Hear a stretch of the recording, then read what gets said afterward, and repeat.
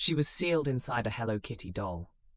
In May 1999, a 14-year-old girl walked into a Hong Kong police station claiming a ghost was haunting her.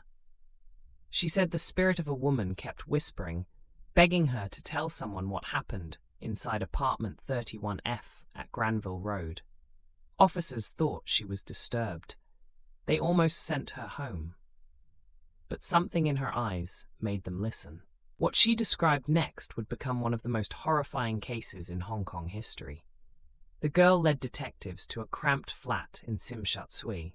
Inside, on a shelf in the living room, sat a large Hello Kitty mermaid doll, pink, cheerful, smiling. Police picked it up.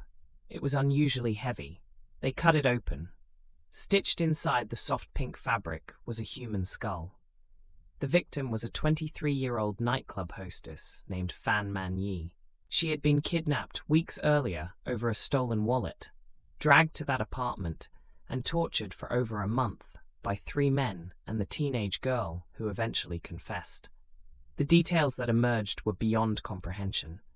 She was beaten with steel pipes, burned, forced to eat things no human should ever eat. When she finally died from her injuries, the men dismembered her body in the bathroom. They boiled her flesh. They cooked her organs on the stove. They scattered most of her remains across the city in garbage bags that were never recovered. Only the skull was kept, hidden inside that smiling pink doll, sitting in the same room where they ate, slept, and watched television for weeks afterward.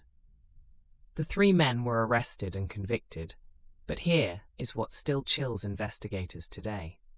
They were only charged with manslaughter, not murder, because the cause of death could not be definitively proven. They served between 15 and 20 years.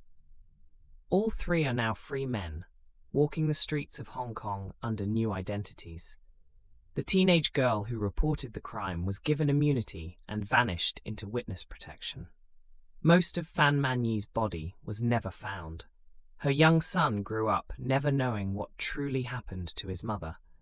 And residents of that apartment building swear that on quiet nights, you can still hear a woman crying inside flat 31F. So here is the question that haunts this case. If a teenage girl had not walked into that police station claiming to see a ghost, would anyone have ever opened that doll? How many other smiling faces are hiding something unspeakable inside?